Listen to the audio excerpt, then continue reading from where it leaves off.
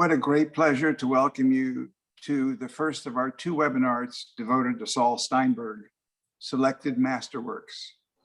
Our journey into Steinberg land began nearly 10 years ago when we were asked to sell a superb work by him. It was a distinct joy to have his fine drawing in the gallery, and it excited my interest in the artist. There is a quote by Abraham Joshua Heschel on radical amazement that I think best describes my reaction to works such as this and how artists' works eventually become part of our offerings. Heschel wrote, "Our goal should be to live life in radical amazement, to get up in the morning and look at the world in a way that takes nothing for granted. Everything is phenomenal. Everything is incredible. Never treat life casually." We soon sold that first Steinberg drawing and began to search for additional works. Little did we know that he had created more than 8,000 unique works and had gifted 3,000 to the Beinecke Library at Yale, along with 250 sketchbooks and most of his rubber stamps. Soon thereafter, I read a dense and inadequate biography in which I noted that there were no images reproduced. I searched for and found many other books filled with his work. What a delight. All along, there was encouragement from Samuel Bach. His words from our catalog summarize his support and enthusiasm. He said, "What a fabulous collection of masterpieces.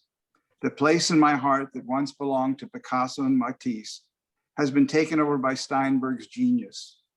His ability to balance form and content, giving to each all the possible development, is, in my humble opinion, unprecedented. It has remained unmatched in the art of the 20th century." We were very fortunate to begin to acquire works from sources around the world, while simultaneously adding books by and on Steinberg to our own collection. Each enhanced our love of the work and appreciation for the depth of his insights into modern life. We were introduced to Sheila Schwartz of the Saul Steinberg Foundation when we shared 3 small drawings by Steinberg, which we had acquired from a most reputable auction house in Europe. Sheila let us know very gently that they were fakes, and we took them down from our website. We had to engage a lawyer to retrieve the funds. But the positive result was a working relationship with Sheila and Patterson Sims of the Saul Steinberg Foundation. They are very careful and caring stewards of Saul Steinberg's legacy. We are most grateful to them for the consistent help and support. Our show would not have been possible without their guidance and their help. We're pleased to present 2 webinars for this exhibition. Please join us on the 13th of June when we present Bach on Steinberg and Friends. Today, we are going to stroll down memory lane with, as our guide, Patterson Sims, whose extensive biography is already listed on the invitation for the day, and with special guest Claire Nivola, who knew Saul Steinberg from her childhood on. We appreciate their sharing the tales of Steinberg and hope today's event will further expand your knowledge and understanding of him as a friend and an artist who managed to capture the character of modern life with penetrating strokes of his pen and precise imprints of his rubber stamps. What a joy and privilege to welcome all of you.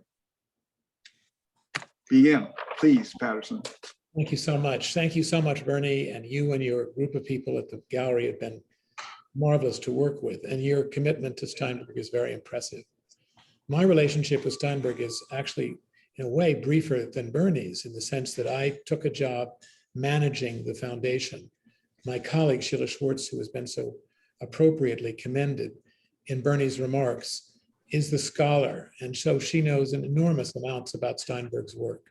What I do is to see how I can help the legacy of this artist, and the way we do that is twofold. We both encourage dealers such as Bernie who like Steinberg's work to do exhibitions in various communities in this country and abroad. And we also get involved in gifts to museums, so that the Museum of Fine Arts in Boston has a really stellar group of Steinbergs picked out in conjunction with their curatorial staff that really exemplify his work and a variety of different ways. Other institutions, Harvard has great things by Steinberg given at an earlier time. So public collections are something that we really want to work with, especially ones that are connected with universities and colleges. So if you have an interest in Steinberg's work and you are involved with one of those kinds of educational institutions with a community of scholars and a community of students, do let us know. And we are available to sort of be contacted through the website of the Saul Steinberg Foundation. My lack of intimate and connected personal information about Steinberg really made me very attracted to trying to get to know this marvelous woman who Steinberg really cared about tremendously from her childhood on, Claire Nivola. Claire knew Steinberg through her very talented artistic parents, both of them were artists, and she herself is an artist, and it's a remarkable family of creative people. But so I learned about Claire. We had a couple of mutual friends, and I sort of invited myself over to meet with her outside of Boston. And she then started showing me a variety of works by Steinberg that she'd received as gifts over several decades of their very good friendship.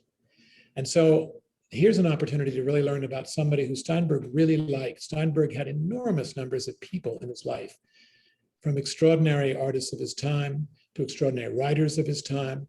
He was a man who was such a brilliant talker that he attracted extraordinarily bright people to connect with him.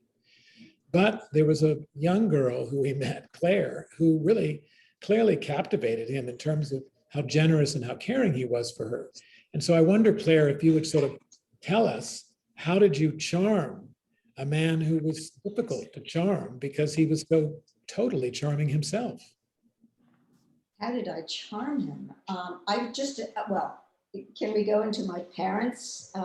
We should start with your parents, because that's where the friendship starts. That's where it starts. So I didn't have to charm him. My parents knew him from before they came to America. My father, Rose, can I just tell you when to bring slides on too? Yeah, of course. Let's start with that first one, I think, Patterson. My father and Saul knew each other in Italy before emigrating to America. My father was 3 years older. This would have been 1936. And my father would have been 25 and just finishing up art school and beginning to work at the Olivetti. If an older generation might remember Olivetti typewriters, the younger generation doesn't know what that incredible, it's like Apple for now. They were beautifully designed and very socially idealistic company. And Saul would have still been a student studying architecture, but already doing cartoons that were published for various publications in Milan. And we're in fascist Italy, and my father had anti-fascist friends, and he married my mother, who was Jewish, and Saul was Jewish, and eventually they had to leave. I don't know what their friendship was like back then, but they probably shared a similar group of people. And I know at least two friends of my parents who were also close friends of his, one of whom was his best friend, Aldo Buzzi. By the time my father came to America in 1939 and had to sort of start from nothing, literally very little English, no money, but he made his way pretty quickly to become art director of the magazine Interiors.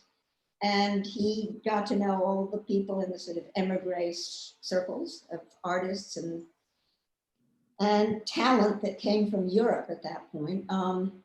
He was already established by the time Steinberg got to America 3 years later, in 1942, through his circuitous route via the Dominican Republic, which maybe Patterson knows about more than I do, but it's a fascinating journey that he took. And they met up again because they'd known each other. And I think my parents were very welcoming to Saul, introduced him to a lot of people,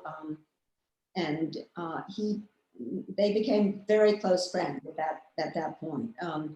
2 years later, Saul married Hedda, his wife, she was his wife till the end of his life, although they lived separately for most of their marriage, but they were very close friends. And they were actually my sort of secular godparents. I mean, they were that involved in our lives. So I didn't have to do anything. I just had to be born into that family, and there he was. And when I was 12, he bought, so that was the New York City part. And then when I was 12, he bought the house across the street. My parents notified him of a house available across the street from my parents' house. And then we saw him a lot, just crossing. I could run across the street and see him, which I did all the time. So, what was your first impression of him when you met him as a young person? Did you know that he was an artist? Did you know that he worked actively in the studio space in that house across the road? Well, by that time, when I was 12, I definitely, and I'd grown up with all his drawings and things around me. But when I was a small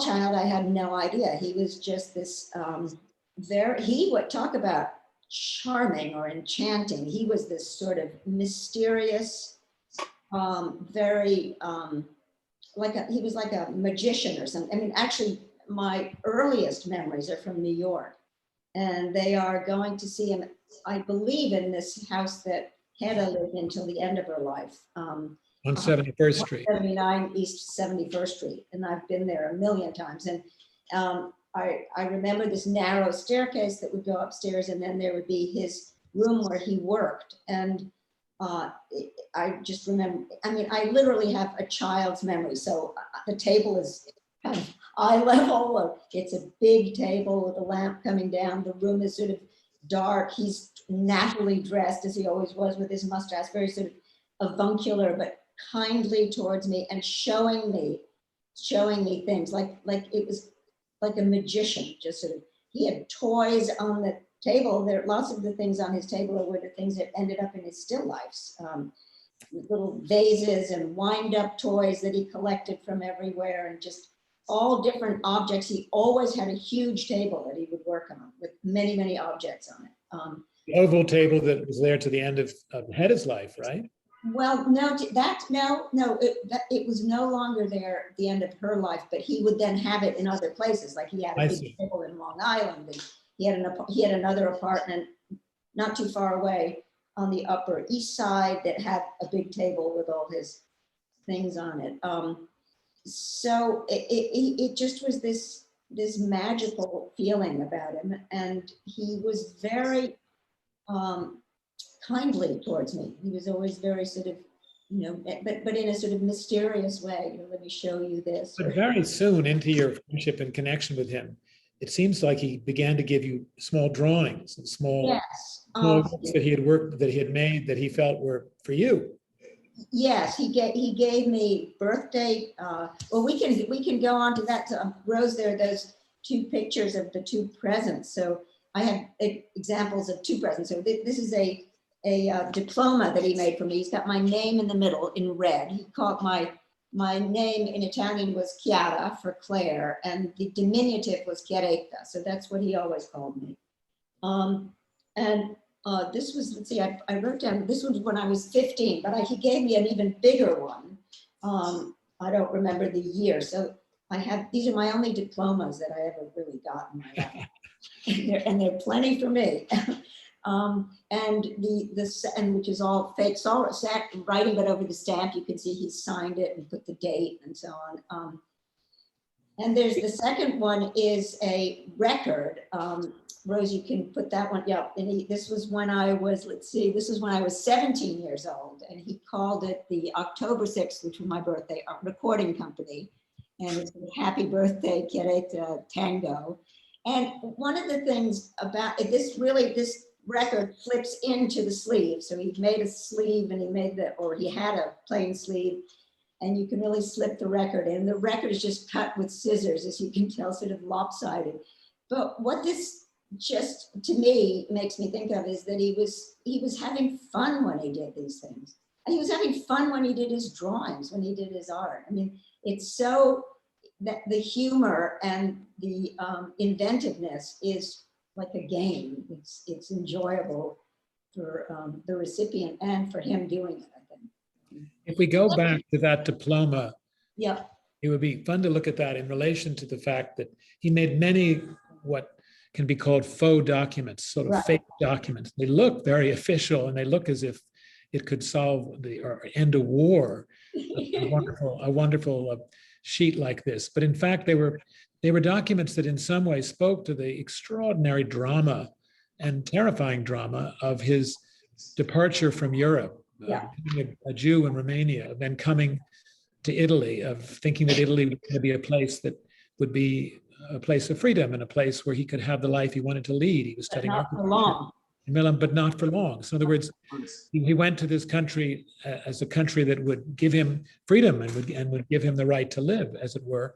And then he found himself in just as deep a mess, or maybe not quite as deep a mess as he was in Romania. Then he began this circuitous route to try to get out. And he had cousins in America, and those cousins were very supportive of him and helped him place his work in America before he arrived. So in a sense, he was known for his artistic work before he even got to America. And then very soon on met another Romanian, Hedda Stern, who Claire was talking about in such a sweet way. And I did know her. I never really knew Saul, but I knew Hedda, and she was an enormously interesting, fascinating, and multifaceted human being who was also a very gifted artist. But in any event, their relationship and the way he could connect deeply with people, yet at the same time seemed to be remote and somewhat put himself at somewhat of a distance. But somehow he connected with you, I think, Claire, at least as I can gather from the residue of these amazing things that he gave you. He connected with you very warmly, and he never had a child himself. He wasn't known as someone who was desperately looking for a child or surrogate children or whatever. But somehow he found in you a person he could trust and feel very comfortable with. Right, and I have no idea, but if you have or a person who makes bonds with children, then you know that this sort of magical thing can happen. Where I have it with neighbors' kids, and just at a certain age, what's interesting with us is that it continued sort of throughout our lives. But when their children, a child gets fascinated by you or something, and then you are delighted, and a kind of a little magical world forms about you. It's conspiratorial is the word I thought of in a good sense. You know, like this conspiracy of this bond that you two know about, and we had that. And I don't know why we had it in particular, but it certainly came from his affection for my family also. I think that he got to know me as well as he did. The other remarkable thing about your friendship is all of the mementos which you have of that friendship. So it isn't just a vague memory you have of him being nice to you or bringing you a nice piece of cake or cookies or whatever, or playing with you with these objects that would be on the table in such imaginative ways. But it was that he gave you, in a sense, these tokens of his friendship, and they seem to come at a pretty nonstop level. It was great fun visiting Claire, and she somewhat shyly showed me a few objects, and then she could see that I wanted to see everything. So she would. But we did. We looked at everything. Everything, and it was so marvelous. And of course, she had great things to say about the objects, but we both just delighted in the amazing range of his graphic capacity, of the fact that he really thought as a drawing. He moved ideas and words. Even when those words were indecipherable, you realized that language was incredibly important and was a fundamental of how he created his art. The notion of language as something that was concrete and drawable. It was marvelous that way. But again, he was also fond of your parents, but you could describe that relationship because, especially with your father, it was a much more complex relationship. Right. Before you go ahead with that, look back at the 45 record and look carefully at every little bit of writing. It's so beautiful. 33. And it's a 33. it's 33. It's even larger. Or whatever they were. Yeah, a little bit warped around the edges. But if you look carefully at all the dedication and the writing, and even open it up in music, lyrics, and it looks like arranged. conducted and loved by Saul. There was an elegance to the way it's written, but also the use of the rainbow, the symbol that shows up in some of the other drawings, never with specific meanings, but a sense of real cheer and joy. And then the envelope itself, the decoration of the little area down below, a little vase, a tribute to you with the flowers in it. And then the recording company itself dated the date of your birth is wonderful. And it just, I didn't know the background of when he gave it to you, but now I do. And what a sense of joy it would bring to any child, it seems to me, and how wonderful he must have felt in giving it to you and making it for you. Well, also the fact that he took music and made it a concrete thing. Yeah. He really turned music into an object. And that was the kind of hybrid thinking that he was so extraordinarily gifted at. He would make stamps and he would make the stamp, but the drawing was about, I mean, he really could take two different ideas and put them together in a remarkable way. But moving on to the friendship that he had with your father, here we see three very distinguished gentlemen. Okay, so my father is the farthest left. He's the shortest also. William de Kooning is in the middle, and that's Saul on the right. And I believe they're at the Hirshhorn Museum in front of the Rodin. And looking at that fantastic sculpture of the LA by Rodin. So they've chosen a good work of art, and they are just as seemingly cheerful, or at least a little less desperate than the characters who were behind them. True. But it is interesting. He had very close friendship, obviously, with Claire and with other people in a familiar way, but he also knew some of the greatest artists and writers of his time. They were really close friends. They were very connected. He owned work by de Kooning. He owned work by his friend Calder. And your father also had amazing connections, such as with Corbu. Yeah. And well, de Kooning lived not far from where we all lived in the country there. So that was, we all knew him well. He just lived right down the road, sort of. But if we look at I was also to show more about my father, the next picture, that's me and my father, just to show that I wanted you to see what my father looked like before you see drawings of him by Saul. Because he looks a lot better in photographs than Saul. He looks a lot better than the way Saul drew him. So the thing I wanted, I forget what the next, let's see. So I wanted to. Before we don't want to leave this image because it enables you to talk a bit about your father's work and the way your father used lines, etc. Okay, so this is in the studio. This is my father's studio, which was right across the street from Saul's house. And he invented a technique called sand casting on the beaches of Long Island. And this actually behind him is a mold in negative, and in front of him is probably the beginning or remains of a sand cast that he was working on right in front of him. He worked in many techniques. He worked large scale with architects, and he did his own smaller works. He was very eclectic, so that this is sort of similar to Saul. So the critics of the time who were inventing the whole idea of the New York school and abstract expressionism didn't know what to make with Saul. You know, what category did Saul fall into? Was he a cartoonist? What was he doing? And my father was too eclectic, doing different things that they couldn't peg him either. So, but in any case, and my father right now there's a show of these sand casts in a museum outside of New York called Magazzino.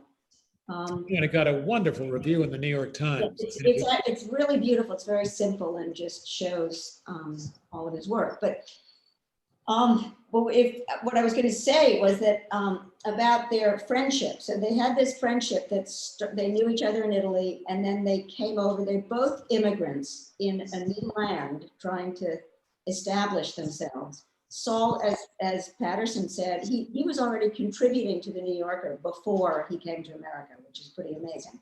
In fact, the New Yorker was helpful in his coming. Is that right, Patterson? That is true. And that's why he was loyal just about to the end of his life to the New Yorker, because and he very much enjoyed that platform for his art. I mean, that's what's very interesting about him. He's a hybrid artist. Beyond the time that he was enjoying it, because he felt they had been so good to him, treated him so well.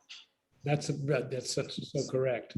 But now talk a little bit about if there was any competition between your So, father. so what I wanted to say was that I think that I actually doing this program got me thinking about their relationship, which and I realized that both of them came from, my father came from the island of Sardinia, a tiny little town village, tiny village. He grew up in tremendous poverty in the middle of this island. And Saul came from Romania, which he considered, he always talked about it as a sort of barbaric, primitive place. I think partially because of the anti-Semitism. I don't know, but he hated it. He didn't go back, but he was sort of haunted by his origin. So you have and my father did not have that feeling about where he came from. He went back many times. A lot of his art is continuous with influences from his childhood and from that culture and everything. So my father didn't have as much of a tormented thing. And so I think what happened is that Saul, sort of the way an older brother might, even though he was younger, 3 years younger than I was, but he had this sort of older brother teasing his younger brother, kind of cruelly and affectionately about, he pegged him as sort of being this Sardinian primitive, which my father was not. My father was a naturally gracious, modest man, and but he sort of pegged him that way. And we're going to look at some drawings where you'll see what I'm talking about. So we wrote, yeah. And so, but and also my father was married and had these 2 children, and Saul had dinner with us and enjoyed this family life that he didn't have. So maybe there was a little jealousy, but he continued in this vein of teasing. And my father got the humor and enjoyed it. And it was sort of for many, many, many years, and my early childhood was a very enjoyable kind of relationship that they had. So this is my father on the left, and you can see that he's portrayed in a not terribly complimentary way, a hairy hand. My mother is in the middle. Hedda is on the right, very Hedda-like and elegant with her hair up on top of her head. And that's probably in the apartment that we first lived in on 8th Street in New York. By the way, when Saul first came to New York, my parents had a tiny apartment. This is before my brother and I were born, on near 15th Street and 5th Avenue. It was so small, I can't remember if it didn't have a bathroom or it didn't have a kitchen or it didn't have either, if it was just one room. But Saul painted, I never saw this, but I know about it. He painted a trompe-l'oeil on one wall showing a vista of many, many rooms in this apartment. Which is such a delightful story. But that's a very early story. And there are no photographs of that, I don't think. No. And he went on to make many murals, an important one, particularly important one in Milan.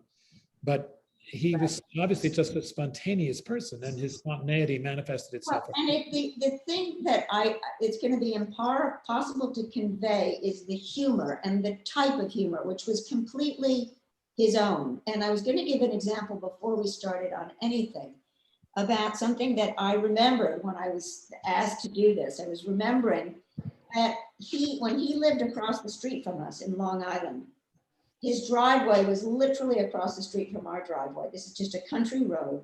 And he was on a sort of a curve, and his driveway was very steep. But nevertheless, when he came to visit us, we would walk across the street. I would run across the street to see him.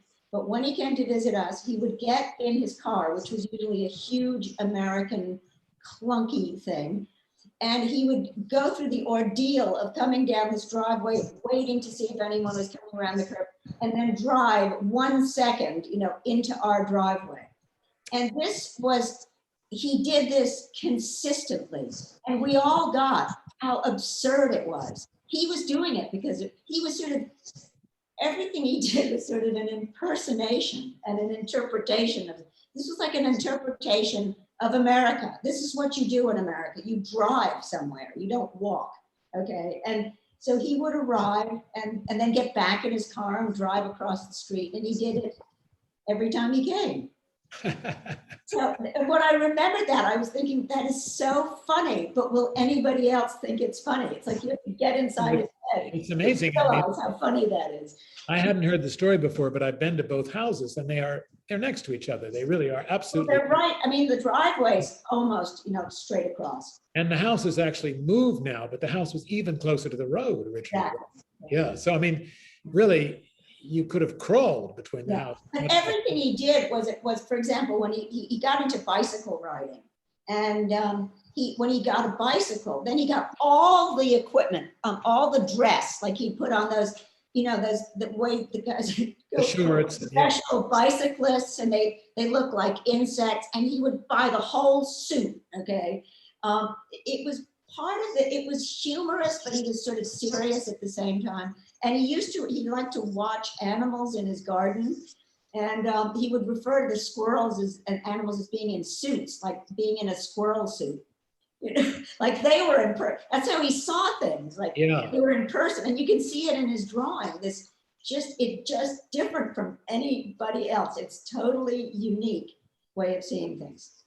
And the next image will tell us even more. Okay, so this was really early on, and he started off, I mean, one of his big problems, he started off really as a cartoonist with balloon cartoons or captions.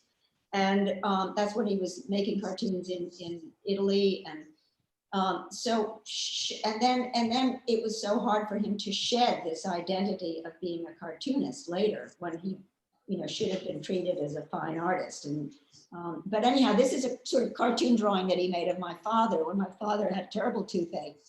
And it says in Italian, are you swollen from the right side? No, it's going to that up. Yeah, are you swollen on the right side, or have you lost weight on the left side? Now, and you can see here the way he's portrayed my father as sort of looks almost animal-like, okay, with these nostrils, and he always makes him very hairy. And my father was very short, but Saul once actually described him as looking like a giant if you saw him alone on the horizon, okay, because he was very well proportioned, but he always draws him sort of stubby and squat. This is that older brother teasing, kind of putting him down. He was always putting him down in this affectionate. And how would you describe that apparatus which is holding up his cheek? I don't know. He's Just such a wacky thing. he invented. But it also resonates with the idea of the roots of a root canal. So if in fact is related to his tooth problem, then this is a visualization of it. It's a wonderful drawing. And later we'll look at a drawing similar to that where he uses that pop-out kind of text, Claire. He did There was several drawings of my father with his toothache. My father must have been pretty miserable because he did several joking drawings of the toothache. And then you ended up with them. With what? With the You drawings? ended up with this drawing. Yeah, it's so wonderful. Yeah. And we can go to the next one. So this is a drawing, and Patterson wanted to say something about his sort of geographical thing, which is. Well, so many of his works were maps. Right. So many of his most clever and amazing works used the motif of a map, but it was a map that actually had nothing to do with the reality of place. And it was full of puns and full of other kinds of things which mix a way of understanding where you're actually located. And I think a sense of placelessness in his life in a certain way, or the need to make a map out of the sort of complicated reality that he had been forced into because of these migrations and coming to America for his freedom. But anyway, here is your father amid this sort of sea of sort of indecipherable. Well, it's pretty accurate, Patterson. You said, yes, Italy and Corsica. You've got Africa with Tunis on it, and the Mediterranean, and this is the island of Sardinia. So he's portraying my father as the incorporate, the corporal. And again, he's got him all sort of the hair and weird, huge, dark eyebrows, and but he's got all the actual places that have wonderful names. I love the names of the different towns in Sardinia. And then he's got Orani in the center. That's my father's hometown, sort of right smack in his heart or his belly button or whatever. But he's looked at real maps, and he's got those are all real places and placed approximately in the right place. on the island. But in a kind of dreamlike way. You should mention the museum dedicated to your father's work. Right, so in that little, in his buttonhole, there is that in the village, after my father's death, my mother worked with the mayor of the town and the region and so on, and they established a museum which is there and operating, and it's quite wonderful, and we donated lots of works of my father's to that museum. So. And are there Steinberg works there too? Nope. Oh, I can think of one that we should make sure the museum gets. Well, there are several that they should get. There's Yeah. Oh, no, there probably are many. You're right. The ladies speaking, one of them's talking about two society ladies, and one is talking about having gone to Sardinia for vacation. Right. I wish that drawing was still available. It's fantastic, that drawing. But there's a wonderful drawing of your mother sitting sort of elongated on a couch, which might be a wonderful image. So that can be our next project. After this program, we can get together on a regular basis to do other things with Saul Steinberg. Okay, and then we have, then this is the last little portrait I have of my father. But again, he's always mocking him in some way. He's always putting him down. So what I was going to say is that as Steinberg got more and more well-known in this country, and he was very social and went to many parties and society. He was an extremely entertaining sort of monologuist. He didn't exactly have conversations, but they were original and funny and so on. So he was invited a lot, and he grew apart slowly from my father, from our family in general. He didn't come over. I mean, we were really like family, and then he kind of detached himself. We continued to see him, but I think my father also grew a little weary of always being treated sort of like this person from a primitive person. And but what's touching, what's really touching is that when my father died, and he died very unexpectedly and at the age of 77, he died of a heart attack. And I was the person who called Saul to tell him. And I've never had such a heart-wrenching reaction from telling someone that someone has died. He let out a scream of grief, and then he said, "I can't talk, I have to call you back." And then some minutes went by, and then he called back and wanted to know what had happened. But it was very clear that he had loved this person. He hadn't always treated him well, hadn't always, stayed loyal, maybe had snobbed him a little bit as he got more and more famous, but they had, and my father had just an unbelievable admiration. He thought Saul was a rare genius, and he just was in awe of his talent. And so, well, and he was very tolerant, clearly, because I love looking at this drawing because he makes your father look quite effete, which your father was never effete. I mean, he was he sort of was a manifestation. No, but my father was amused. I'm amused. I mean, what's amusing, it always sort of looks like my father, but he's completely transposed him into something else. And so it's amusing. And it's a rocker with one rock. I mean, one rock board, and his little delicate feet and legs are holding it up. I mean, it is just a comic drawing. And your father was very nice not to just rip it up upon its. No, because he just thought he was brilliant. He thought he got his humor, which, well, and one more thing I was going to show, and there are two more of these slides that Rose can show, is that there must have been, and I wasn't really present for this, but there must have been a sort of cross-pollination going across the street there, because my father must have, maybe Saul expressed an interest in sculpture or 3 dimensions, which he later pursued at the end of his life, making things out of wood. He set up a whole carpentry shop and made beautiful, beautiful things out of wood. He took tongue and groove pieces of board and made them as books and all kinds of things. But this is sculptures actually made by my father of a Saul drawing. And it might have, I think I vaguely remember that my father made it to sort of show Saul that his ideas could be made into 3 dimensions. And so we have that. And then the next one is a sgraffito that this is a drawing by Saul of my father, but my Using your father, father's techniques. excuse me? Using your father's Yeah, technique. my father must have actually prepared the board for him with the stucco, the black stucco underneath and the layer of white stucco on top, and sort of shown him how to do it. And then Saul must have experimented and made this. So I love these as two little examples of a little play between across the street there.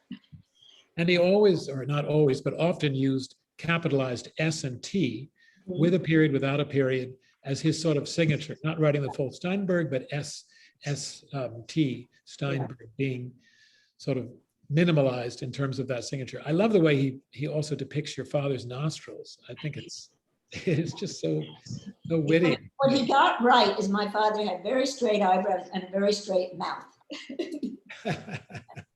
Maybe not so, the nose wasn't captured so well. No, that nose, not so good. And I think in terms of just my happiest memories are really the bulk of my childhood when there was this familiarity between, well, with the two households and with Saul coming sort of informally for dinner. My parents were unbelievably good cooks.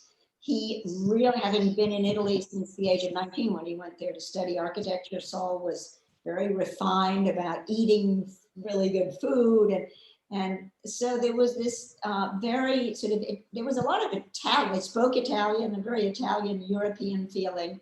And then this very affectionate, good high spirits. And my father had a wonderful laugh where he would it was just as if he were just falling apart laughing, like something had cracked open, and Saul would just crack him up. And Saul himself did not follow the rule about, never laugh at your own joke. He would say something and then he would crack up, which was totally endearing and just made it was lots of fun, and it was a wonderful, warm feeling. So that's my happiest feeling. And your friendship really went into adulthood, but it changed, obviously, when you were no longer a child. It went all through my life. I didn't get to visit him when he was dying, but we were in touch all the way through. And I think we had one, it's interesting because with Hedda, who I also knew all through my life, she went from being the sort of doting godmother who would,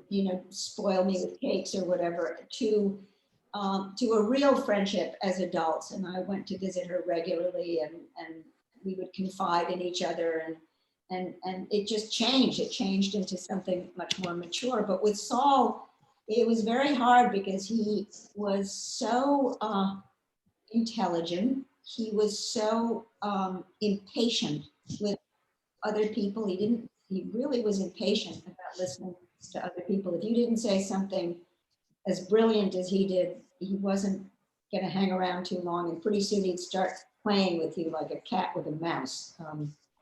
And so if you knew him well, you ran out of things to say pretty quickly, or you stayed quiet. And so we tried to talk about Russian literature together, because we both had a passion for Russian literature, but it never really got on a footing. He had friends who were writers. Those were his best friends, really, were writers. He had very good friendship with now I'm forgetting, Harold Rosenberg, and they would talk and shout and argue, and brilliant, New York intellectuals talk. And he once actually said to me, "I thought you were going to grow up to be an intellectual."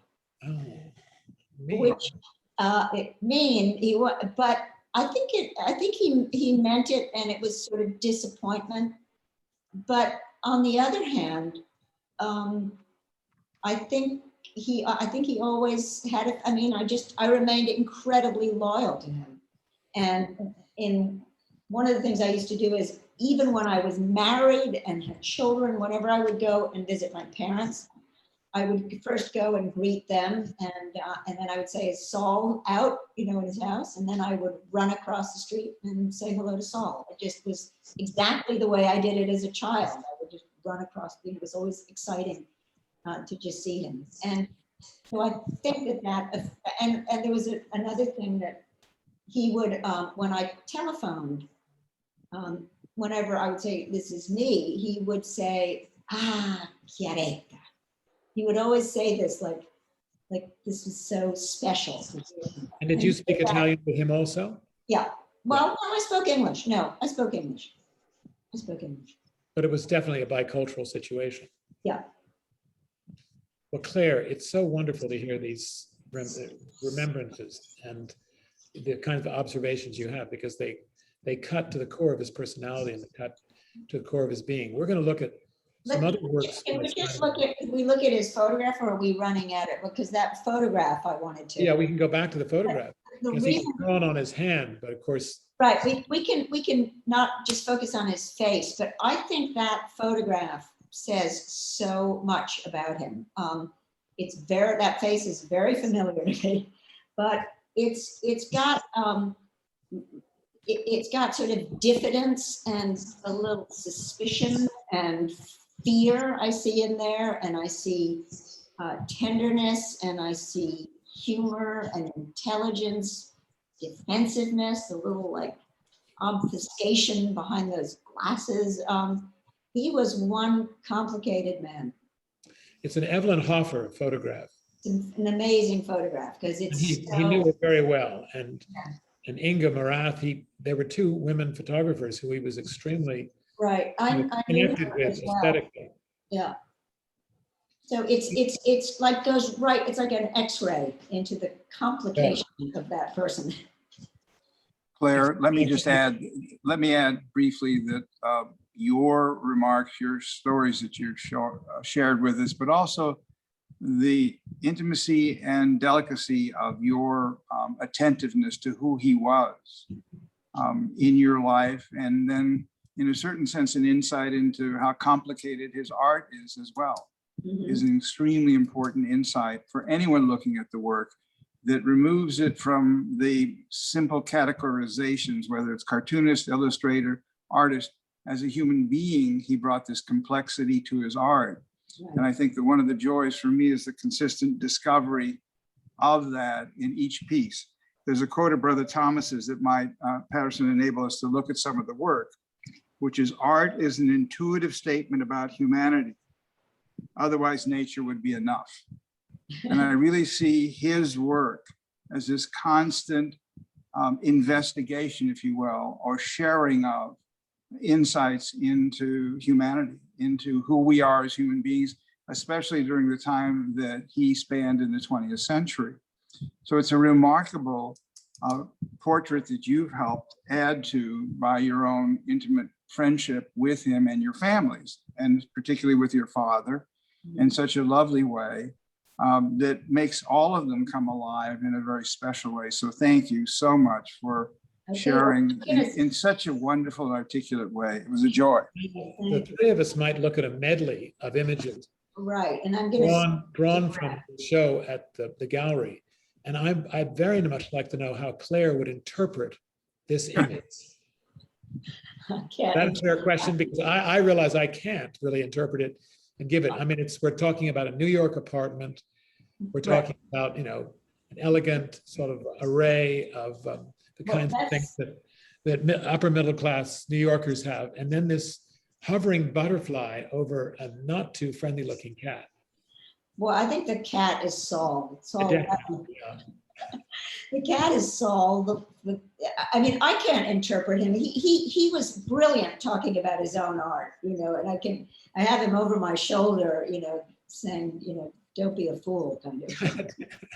Right. This is some woman, flighty one, but what's interesting is she's sort of a flighty butterfly, but on the other hand, there are shadows to her wings. She's got there's shadows on the furniture. She's smart enough to stay away from his bite, as it were. Right. He does look like a psychoanalyst or somebody He does look like who's allowed her to levitate from the couch, as it were. But I love the way he deals with the light that's coming from that lamp, and that he makes light.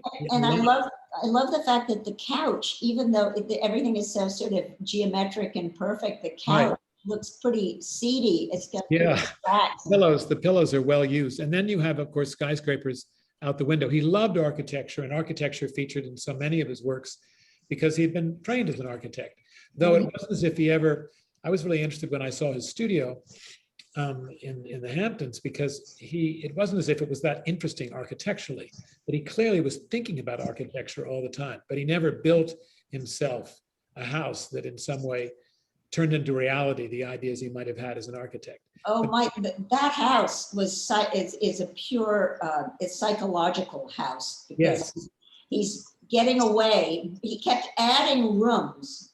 Okay, he kept adding rooms further and further away from the main part of the house. It's like he's getting away from something. He was a very defended fellow. Defended. Yes. Or defensive, one or the other, but look at the Defended. shadows, Well, look at the shadows of each of the objects on the table. Yes. The lamp on the left has a shadow, the lamp and the objects on the shelf have shadows. I mean, it's an raising kind of attentiveness to a real, unreal scene. It's Right. all a fabrication. To And I say think nothing of the perspective of the buildings, which are, Absolutely. yeah, that he always did, he knew how to do perspective, and then he would do different buildings at different perspectives, sort of like, what is it? Yeah, in let's Indian? look at the next one, Rose. Mhm. I don't know which it is. Well, I picked as a next one something that's much earlier, Mhm. a mid-50s drawing, but it sort of represents his sort of looking at the American scene. You think of him as somebody like Edward Hopper or whatever, who could see America in this incredibly crystalline way. And he traveled a lot. He loved to get in his big car and drive across America, take trips to different parts of this country, and then to come back with quite realistic depictions of the places. So he was fantasizing America, fantasizing rural America, but at the same time, he was making this image that was quite descriptive of the kinds of streets that he obviously frequented and was enjoying as manifestations of pure America. Mhm. Well, I looked up the Blatt's beer sign because Blatt's beer is no longer sold, but it was a beer that was sold and it was made in Milwaukee. And it led me to a whole sort of place of memorabilia from places like that. Sunoco still exists, the gas station down the way. So it's just amazing the fidelity to what was really there. And at the same time, the transformation of these spaces and the fact that he would just get in his car, as you said, and just go across country and record it. And in a way, absolutely lovely, using cross-hatching in the drawing quality of it. The perspective is wonderful. So you feel you're visiting there with him in 1955. Yeah, and the cross-hatching is so wonderful in relation to the way he will have just these touches of watercolor sometimes in the shows, in his work. So there'll be this interesting dialogue between kind of a grisaille or a very limited palette, and then these wonderful bits of color that are coming in the facade of that building. But also Claire, the atmosphere. what do you see? This isn't even a great example of some of the things in this style, but he just sort of nails the atmosphere, the desolation, this is so, we've all seen this corner, the seediness of it. But to me, the most amazing thing is that whatever he's depicting, even if he's depicting something ugly, and I'm thinking of those when he started doing sort of stormtrooper-like characters, walking at, really ugly, brutal things. Terrifying. And then you look at the picture and it's beautiful. And how did he do that? How could he depict really ugly, disturbing things, but the overall work of art is beautiful? And there's, of course, an elegance to them that is just inescapable because he really knew how to draw elegantly. I mean, just this amazing patchwork of lines has summoned this whole corner. Now, the next image, again, you see just such another side of this artist who was able to take a still life motif and then turn it into a kind of quasi-architecture with these extraordinary objects. And you could see why he turned out to be an object maker as well as an extraordinary drawer, because he clearly was interested in dimension. But this is a work that is just this kind of collision of so many different types of objects, so many different kinds of ways of drawing. And then, of course, in the middle of it, this kind of unreadable letter or this unreadable message that you're trying to summon up. What does this all mean? And maybe Bernie, you and Claire have some more eloquent insights into what's going on. No, but I think he certainly looks very carefully at cubism with I his see piece. that. And so it's not really a put down of it. It's just simply an homage to it, done with what Claire said at the end of her last remarks is absolutely perfect about this. This is a beautiful work of art, separate from what its content is, the balance, the form, the lines, the joy, the handwriting that creates all this horizontality against what else he has created with it. It's just simply remarkable. And then there are lots of rubber stamps that were used in this one to create a kind of structure. And then he did overdrawing in it. And then this wonderful pot at the back with a kind of cameo as part of it. So you have Probably on pretty his much table. pardon me? Probably on his table. Yes. Well, it seems to show up in some of the other drawings we have in the show. So you have a lot going on with it. And at the same time, going back to Claire's remark, it's also a beautifully composed work. This one, it reminded me, because I saw the cubist part too. I thought of cubism when I saw that part, but he did, you'll know, Patterson and Bernie, you'll know about the series that he did where he drew different people using different styles of drawing. Yep. You know, you do it, a person who is a pointilliste person or somebody who's very dark, and it captures their personality. So this is a little bit like maybe different. And those drawings were wonderful because they were cocktail parties. They were right, exactly. stand-up cocktail parties where everybody came from a different planet. Right. I don't know, Rosie, can you bring up the what we call the TV lady by any chance? Because it's another use of a real world Oh, yeah. image, namely the Give me one TV had just been introduced. So you had all the horizontal lines blurring in front of you. And then this image, which when I saw, I just totally loved because he somehow captures it in such a brilliant way. Are you able to find it or not? Maybe I should. I will, yeah, just 1 second, I think. Okay. Hopefully. If not, but they can look online at the It's a great catalog. example of what Claire was suggesting, that he finds totally different styles in which he depicts different people. So each person has a graphic style, which he can sum it up. He did that a lot. He did that a lot. Yeah, this drawing, Can you find it? It's SS20. If not, we can go on. 1 second.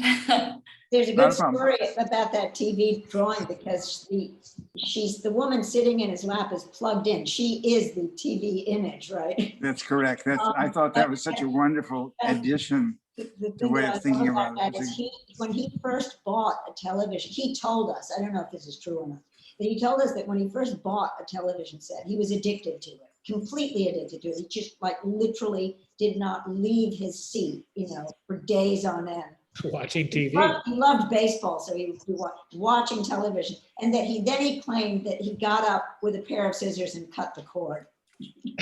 Oh, that's amazing. I don't know if that's true, but.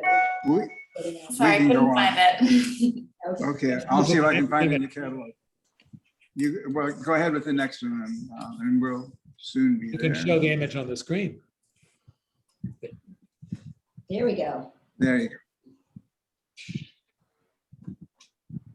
That's clearly not the TV lady, but This epitomizes his whole fascination with distinctly American iconography, and these wonderful signs and symbols for the gas stations, and then this imaginary sort of Las Vegas-like extravaganza in the back of it. And he had a wonderful way of making hills and mountains. But again, what do you see in this drawing, Claire? I can't tell what's going on in the foreground, but well, again, just that use of perspective, sort of skewed use of different perspectives all in one plane, which he did a lot. And scale distance. This is America. This is America. You drive. Here's the car. It's got. There's the car with all the lights shining and whatever. And what do you pass? You pass, Texaco and Chevron, and that's the sort of desolate American landscape, but he manages to make it beautiful. I can't see what's at the bottom right there. I don't know if one can. Yeah, that agglomeration of shapes Are they little people down there? Way to the left, or way to the right, excuse Way me. to the right. It's a really weird billboard. It's a in a way. billboard, I guess, and I don't know what it's about. But anyhow, Truck. a what? A truck. Oh, it's a truck. Okay. Yeah. Oh, I see. Those are the wheels. Okay. Mhm. Yep. It's pale blue. And oh, and it's got its headlights are making these strange formations as well. In front of the car. Yeah. Or Yeah. the tobacco. I just finished reading The Revolutionary Road by Richard Yates. And this is suburbia and people moving out to it and the kind of vacancy of their lives. Uh-huh. And somehow the isolation of these individual stations and that one car moving down the way, and then the stylized hills in the background somehow resonated. I don't know if you know the book, but it is brilliant. It Uh-huh. was written about the 50s in 73. It was his first book, nominated for a National Book Award. But there's a kind of understanding of the psychological and emotional character of America in that book and Americans that very much is in almost all of his drawings. And it's just such a treat to be able to not have to obsess about the sociology and the perspective, but rather to experience it through someone's vision, which is his. And it's a very clear vision and a profound understanding of human nature. Well, the desolation in the deserts of America must have been completely fascinating to him, as they are to so many people who are brought up in much more green environments. As we move on to the next image. Oh, yeah. It's our last image, It is Yep. the last the event, grand finale. because it's really about looking at art and looking at art in a sometimes intelligent, but But it's got a to really title. marvelous way. Sorry, Patterson. It's got a Condition title. reflexor. Yes, yes. And so how would you define what condition reflexor means? What was the question? How would you define what conditioned reflexor means? In other words, these are people who can't stop looking at art. These are No, people. I think no, I just think they go and look at art because you're Right. supposed to go and look Because at you're art. supposed to. You're supposed to have this reaction, so you have this reaction and They all they're- sort of look hypnotized. and you've even got a dog character here, and then some sort of a sphinx-like huge person behind, and then it's hilarious the way he's got this bracketed thing between a woman behind the dog and then I don't know, he's bracketed something, but they're all just, this is the people sort of oohing and eyeing over art, but But of course, they're looking at this blanks. yeah. So it isn't really a window. It's really a work of art, clearly. There's a marvelous piece he made called Art Viewers. It's Yep. one of his largest pieces that he made that's still extant. And we've had it in the foundation for a number of years, and we're just in the process of giving it to the Pompidou in Paris because they're doing a show next fall. And it's 10 feet high and 12 or 15 feet wide. It's only been shown once before in 1966 at the Maag Gallery, which is a marvelous gallery in France, in the south of France. It has a museum in the Maag. Hey, what is it? If it's Well, not, it is people looking at art and people kind of. is it a drawing? No, it's a giant wall installation that's made from canvas, folded canvas elements that he's painted on. And then they're textures in such a way so they become a sort of solid thing. I mean, it's not heavy, it's not light necessarily, but it's canvas which has been folded into a kind of origami-like elements, which then make up this scene of people in an interior looking at and viewing art.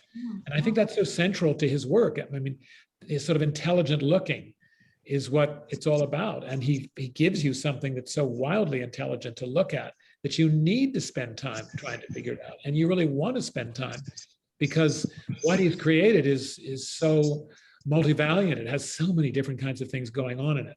And that's why I think an image like this reminds us of very special genius of Saul Steinberg and the wit that, always punctuates your ability to take the works overly seriously because he's making you see the wit as well as the intelligence in everything that he draws.